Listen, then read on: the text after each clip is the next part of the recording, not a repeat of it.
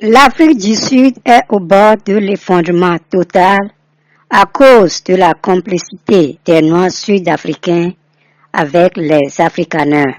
Longtemps et jusqu'aujourd'hui, beaucoup d'incertitudes et de zones d'ombre ont entouré la traite négrière dans laquelle des milliers de nos ancêtres ont été pourchassés sur leurs terres, capturés, puis déportés de force en Amérique du Nord, en Amérique du Sud, aux Antilles et aux Caraïbes.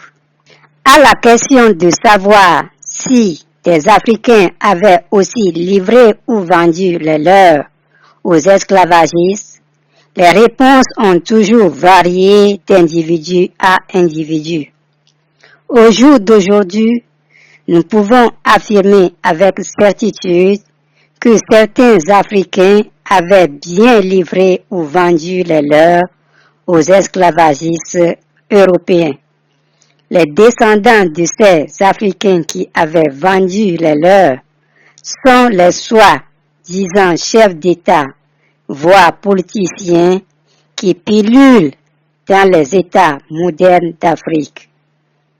Les soi-disant dirigeants et politiciens africains qui asservissent, oppriment et affament leurs concitoyens, doivent-ils être plus cruels dans leur comportement pour qu'ils soient assimilés aux esclavagistes européens qui ont déshumanisé nos ancêtres? L'Afrique du Sud est au bord d'un effondrement imminent à cause de la cruauté et traîtrise des dirigeants et politiciens noirs dans ce pays. L'on pourrait croire que les conditions de vie des Noirs sud-africains allaient s'améliorer après la fin de l'apartheid, mais hélas, celles-ci sont restées les mêmes, voire se sont aggravées depuis l'arrivée de l'ANC au pouvoir. L'on peut dire que l'arrivée de l'ANC au pouvoir en Afrique du Sud n'était qu'un remplacement des bourreaux blancs ou européens par des bourreaux noirs ou africains. Quelle malédiction!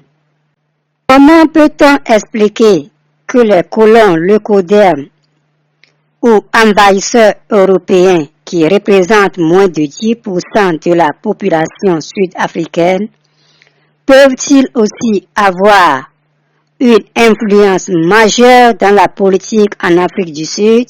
Aux dernières élections de juin 2024, on nous avait dit que l'Alliance démocratique des Afrikaners ou des colons leucodermes était arrivée en deuxième position et par conséquent, une coalition a été faite entre le Parti African National Congress et ANC et le Parti Alliance démocratique pour pouvoir former un gouvernement en Afrique du Sud. Tout ceci se passe dans un pays africain où plus de 90% de la population est africaine ou noire. Imaginez un instant ce que cela révèle sur les Noirs d'Afrique du Sud en particulier et sur les Noirs d'Afrique en général. À la suite de la mise en place d'un gouvernement de coalition entre l'ANC et l'Alliance démocratique, après les élections de juin 2024, un colon leucoderme du nord de Léon, Schreiber, est devenu le ministre de l'Intérieur. Par quel miracle cette infamie pouvait-elle arriver? Depuis que Léon Schreiber est devenu ministre de l'Intérieur, il a ouvert les vannes d'une immigration massive des leucodermes européens vers l'Afrique du Sud, comme si l'Afrique du Sud est une propriété des colons afrikaners.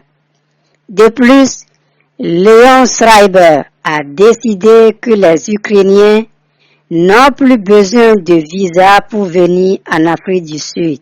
Puis, tout ceci se déroule sous les yeux et sous les nez d'un soi-disant président noir sud-africain appelé Cyril Ramaphosa et des politiciens noirs du parti ANC. Savez-vous comment le Brésil a réussi à blanchir la population brésilienne ou à faire disparaître totalement les Noirs ou Africains de la population brésilienne? C'est exactement le même projet eugénique ou génocidaire qui est encore mis en œuvre en Afrique du Sud sous nos yeux par des vampires et des diables coudem occidentaux.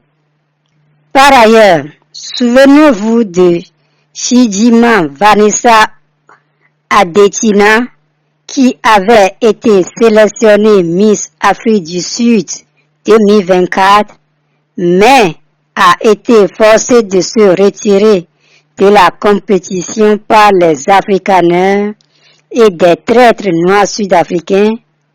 Chidinma Vanessa Adesina est née en Afrique du Sud, mais ses parents sont nigérians d'origine.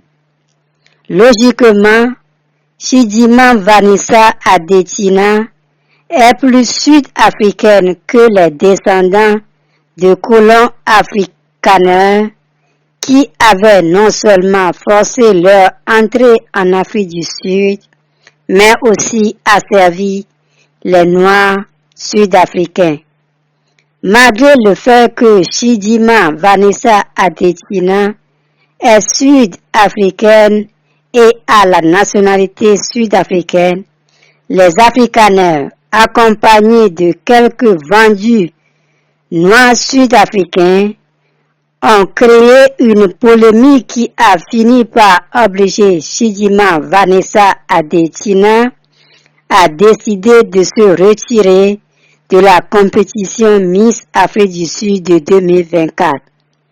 Finalement, le titre de Miss Afrique du Sud 2024 était revenu à une locoderme afrikaner d'Afrique du Sud. Les colons afrikaners en Afrique du Sud ne se sont pas arrêtés là.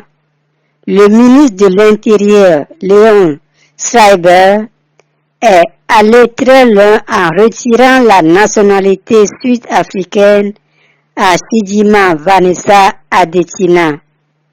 Voici le diable sur terre avec qui les Africains continuent d'avoir des problèmes, même au XXIe siècle.